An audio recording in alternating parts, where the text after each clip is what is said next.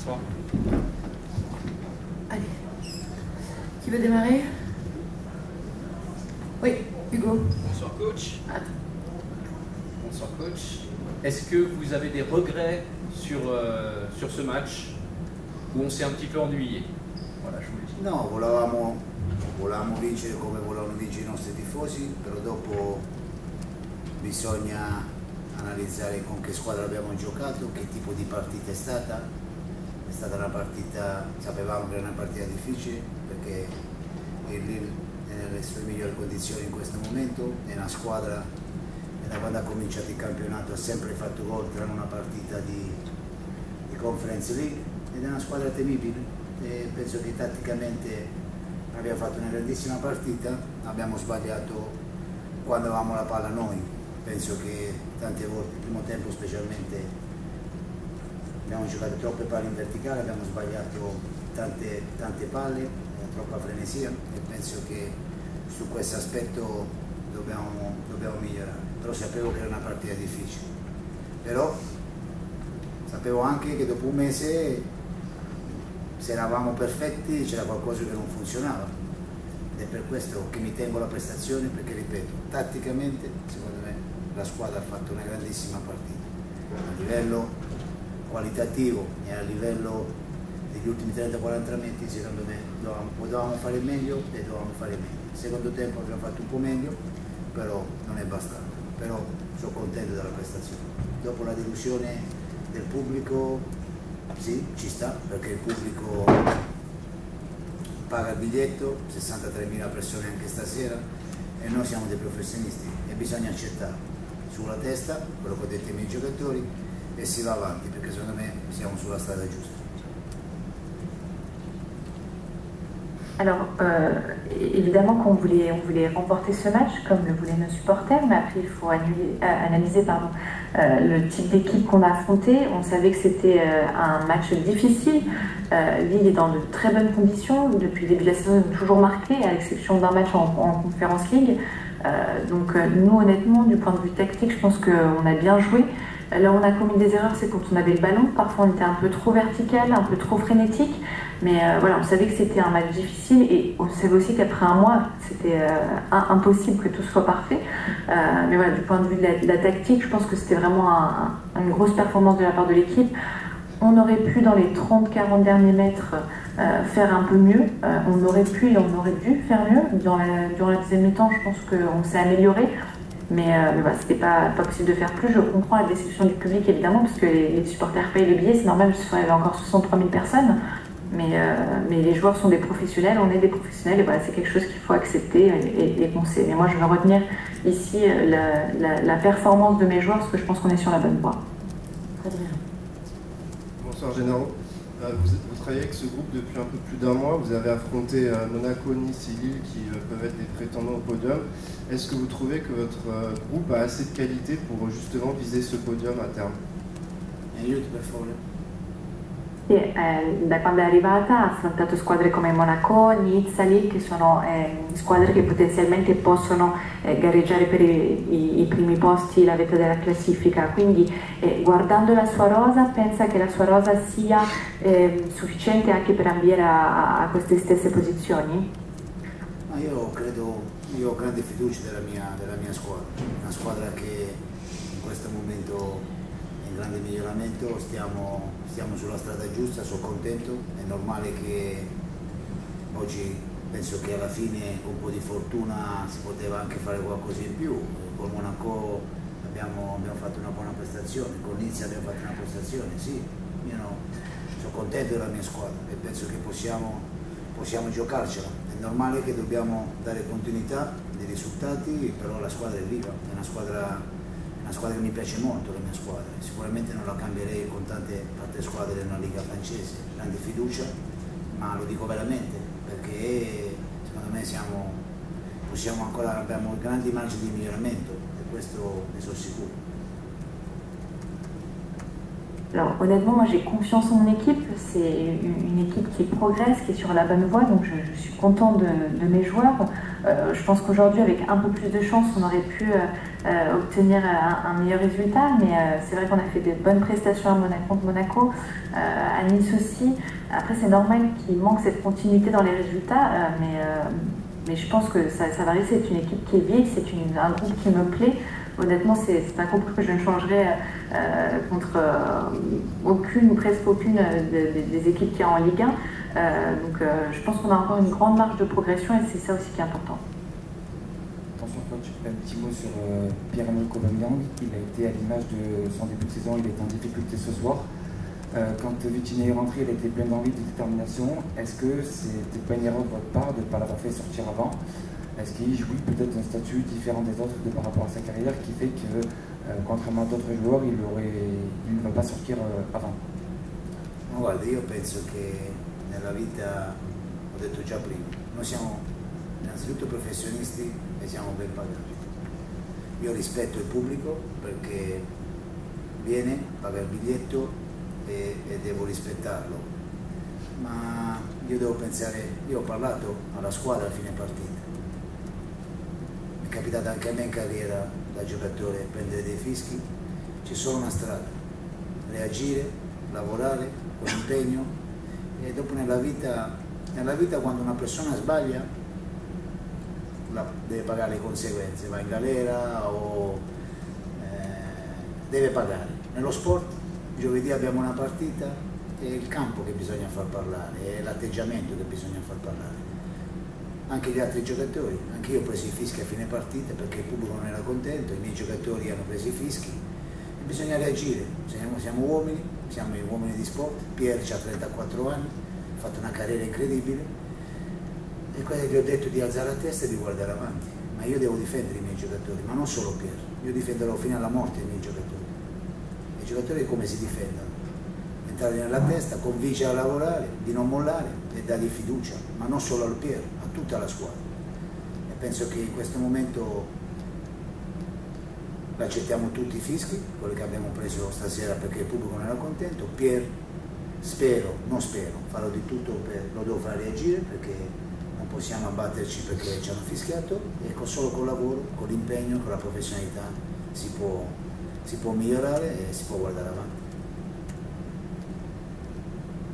Alors, je l'ai déjà dit, dans la vie, nous, on est des professionnels, on est des personnes qui sont bien payées aussi, donc je respecte voilà, le public, c'est vrai, je l'ai dit juste avant, ils viennent, ils payent le billet, c'est normal, mais j'ai parlé à la fin du match avec mon équipe, et moi honnêtement ça m'arrive aussi dans ma carrière de recevoir des sifflets, d'être sifflé, et l'important c'est de réagir avec le travail, avec l'engagement, voilà, avec détermination.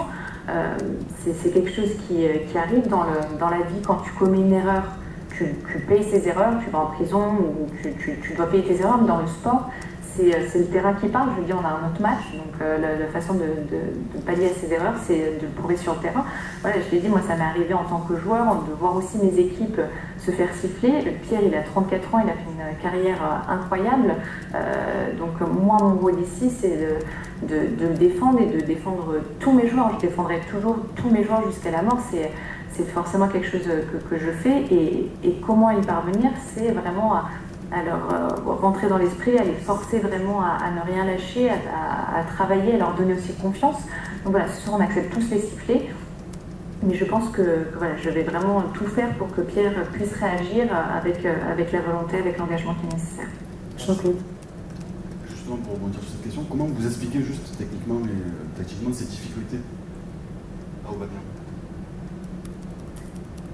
Le difficoltà non li vedo, ragazzi. Se dopo le difficoltà perché non fa gol. Che difficoltà c'ha il manque de ballon, qu'est-ce que... No, ma questo è come la vedete voi. Per me è normale che ha sbagliato il primo tempo 2 o 3 passaggi, ma non vedo un giocatore in grandissime difficoltà. Perché adesso va di moda che dobbiamo parlare male del Aubameyang, parliamo male del Aubameyang. Perché non fa gol, non fa 2 gol a partita. Perché ha sbagliato, che è venuto alle gare 2 volte e ha sbagliato. Ci aspettiamo qualcosa in più, perché secondo me ognuno di noi si aspetta, perché si chiama Aubameyang, che si aspetta un molto di più, ma non vedo un giocatore in difficoltà, un giocatore che non la prende mai, sbaglia come sbagliano tutti gli altri, è normale che la sua carriera lo condanna un po', perché si chiama Aubameyang, ed è per questo che la gente si aspetta che fa partite, fa gol ogni partita. Spero, e lo devo mettere in condizione anch'io di fargli fare qualche gol in più, però non vedo un giocatore così in difficoltà, così fuori dal gioco, così svogliato, no. Sbaglia? Sì, ma oggi abbiamo sbagliato tutti, perché oggi qualitativamente tutti i giocatori offensivi abbiamo sbagliato, chi più chi meno abbiamo sbagliato a livello tecnico. Se dopo oggi dobbiamo parlare di Aubameyang perché si chiama Aubameyang, va bene, cavalchiamo l'onda e parliamo male di Aubameyang, ma io non ci sto a questo gioco qua, perché ripeto, ma non solo per Aubameyang, io vado nel fuoco per i miei giocatori,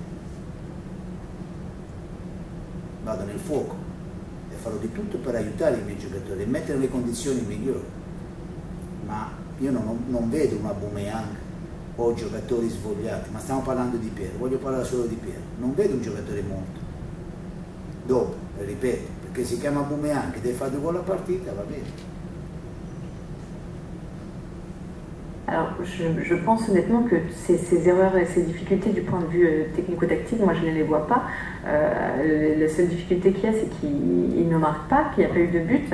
Après, c'est ce que vous voyez, j'ai l'impression que c'est un peu aussi une mode en ce moment de parler tout le temps d'Aubameyang parce qu'il ne marque pas. Mais honnêtement, oui, il a raté peut-être en première mi-temps 2-3 passes. Mais je ne vois pas un joueur en grande difficulté.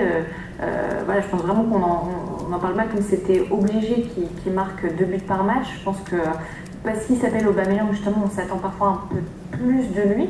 Et du coup, ça va un peu à son encontre. Mais honnêtement, je ne le vois pas comme ça en difficulté. C'est pas un joueur qui touche jamais le ballon. Voilà, c'est vraiment peut-être le poids de sa carrière qui pèse derrière. Mais c'est vrai que c'est aussi à moi de le mettre en condition de réussir à marquer plus de buts, mais je ne vois pas un joueur mort, un joueur désinvolte, un joueur qui n'a pas envie. Et honnêtement, ce soir, on peut dire que tous les joueurs au niveau offensif ont commis des erreurs. Chacun a commis des erreurs, c'est normal, mais voilà, du point de vue technique, il y a eu ce genre d'erreur. Mais là, j'ai vraiment l'impression qu'on se concentre un peu trop sur Aubameyang. Et c'est pas quelque chose que j'apprécie particulièrement. Et moi, je le répète encore une fois, pour mes joueurs, je fais vraiment tout pour les défendre. Je me jetterai même dans les flammes pour les défendre, quoi. Mathieu. Bonsoir coach. J'avais une question sur Aubameyang, mais vous avez été le fond de votre pensée. Non, je vais revenir sur Samuel Gigot. Qu'est-ce qu'il vous a apporté sur son retour et aussi sur sa sortie? Est-ce qu'il était encore blessé ou touché? No, si è pas blessé. C'ha crampi, ha avuto crampi, era da un po' che non giocava. Ci ha portato esperienza, ma ci ha portato tanto, ma non avevo dubbi, diciamo. Siamo un giocatore che è un grande professionista, un giocatore di grande esperienza, e ci ha portato, c'è la sua esperienza, la sua voglia, la sua cattiveria agonistica, però siamo contenti della prestazione che ha fatto, sono contento per come è entrata anche Mbamou, secondo me è entrato molto molto bene e non c'ha nessun problema fisico, ha avuto solo dei crampi e per fortuna non c'ha nulla. Alors non, c'était juste des crampes. C'est vrai qu'il a passé un petit moment sans jouer aussi, mais c'est un joueur qui évidemment nous apporte ce soir beaucoup par son expérience. C'est vraiment un grand joueur. Moi, j'ai jamais de doute sur Samuel. Je sais que c'est quelqu'un qui est un vrai professionnel, qui a toujours beaucoup d'envie, beaucoup de âme quand il joue. Et donc voilà, j'étais contente de cette prestation et j'étais aussi content de l'entrée de Babo Meïté ce soir. Jacques, bonsoir. Est-ce que vous pouvez revenir un peu sur le placement de Veretout? On a semblé le voir derrière Aubameyang, un peu comme un numéro 10. Est-ce que vous pouvez nous expliquer quels étaient vos conseils? Ma non è il numero 10. Cominciamo la pressione e buttiamo. Questa non è la prima volta, da 3-4 volte che facciamo questo, ma nella linea quando la squadra avversaria comincia l'azione e comincia la prima pressione, la comincia lui, dopo quel momento là si è abbassato molto e per noi è una mezzala, è un centrocampista, però quando cominciamo la pressione della squadra opponente preferiamo mandare un centrocampista con un attaccante e chiudere la linea di giocata dentro al campo, ma è una mezzala, fa il centrocampista, non fa il numero 10. Alors, c'est pas un numéro 10, ça c'est quelque chose, honnêtement, qu'on fait, que ce n'était pas la première fois qu'on faisait, ça fait déjà quelques matchs aussi qu'on l'a fait, c'est-à-dire que quand on commence, l'action de l'adversaire commence, c'est lui qui fait le premier pressing, donc c'est pas un numéro 10, c'est vraiment ce qu'on appelle mezzal en interne, une espèce de milieu offensif. Voilà, on essaie d'amener ce milieu avec un attaquant pour fermer un peu la ligne dans l'axe, donc c'est pas vraiment le numéro 10, quoi. Allez, on termine avec toi, Stéphanie. Bonsoir, coach. Ça fait un mois que vous êtes ici à Marseille. Comment vous trouvez le niveau de la Ligue 1 et qu'est-ce qui vous manque pour gagner en Ligue 1? Qu'est-ce que vous allez travailler pour pouvoir gagner en Ligue 1? Aiuti per favore. E quindi è un mese che è qua, cosa pensa del campionato della Liga in generale e cosa le manca ancora, su cosa deve lavorare secondo lei per poter vincere anche in Liga, vincere le partite?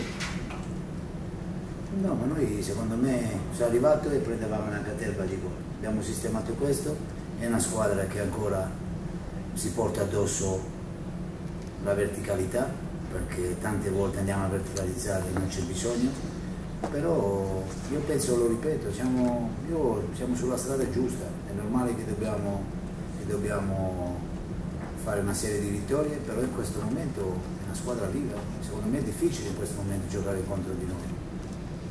Chi ci incontra lo sta notando, dopo è normale, dobbiamo fare una serie di vittorie per darci un po' di tranquillità, ma io non sono depresso, anzi, io alla squadra gli ho detto di stare su con la faccia, con la testa, di non abbassare lo sguardo, di non deprimersi, perché in questo momento abbiamo giocato con squadre forti, ma siamo sulla strada giusta e io sono contento.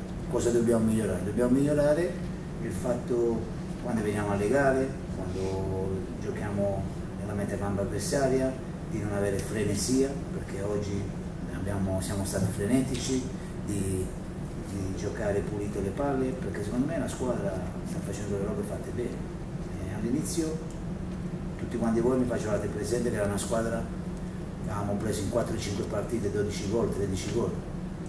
Adesso questo l'abbiamo sistemato perché siamo compatti, riusciamo a difenderci con grande compattezza. È normale che quando andiamo a sviluppare, perché sviluppiamo anche bene, quando arriviamo, specialmente a campo aperto, arriviamo a 30-40 metri, sicuramente dobbiamo essere più lucidi e perdere meno palloni possibili. E penso che l'aspetto da migliorare è questo qua. Alors honnêtement, je pense que depuis que je suis arrivée, à mon arrivée, pardon, on a encaissé énormément de buts et ça c'est quelque chose qu'on a amélioré. C'est vrai qu'il y a encore cette empreinte de verticalité qui reste, c'est vrai que parfois on verticalise sans qu'il y ait vraiment besoin de le faire, mais je l'ai dit, je le répète, on est sur la bonne voie. Je pense vraiment que voilà, on a besoin évidemment d'une série de victoires, mais je pense qu'en ce moment c'est dur honnêtement de jouer contre nous et je pense que les adversaires le voient, le sentent. Après c'est sûr que voilà, une série de victoires ça nous rendrait plus tranquilles, mais honnêtement moi je suis pas déprimée. J'ai dit aux joueurs, il faut vraiment garder la tête haute, restez bien avec le menton levé, ne vous déprimez pas. C'est quelque chose qui peut s'améliorer. Voilà. C'est vrai qu'il y a des points comme par exemple le fait de mieux lier le jeu, d'être moins brouillon sur certains ballons, surtout quand on est dans la moitié de terrain adverse, d'être moins frénétique. C'est vrai que ce soir il y a beaucoup de frénésie aussi, mais voilà, si on reparle de mon arrivée, au début vous me parliez tout le temps qu'en 4-5 matchs on avait encaissé 12 buts et ça c'est quelque chose qu'on a résolu parce qu'on est plus compact. Donc honnêtement je suis content voilà, de cette amélioration, même si c'est vrai que voilà, peut-être dans les 30-40 derniers mètres on manque encore un petit peu de lucidité parfois. Merci. Merci.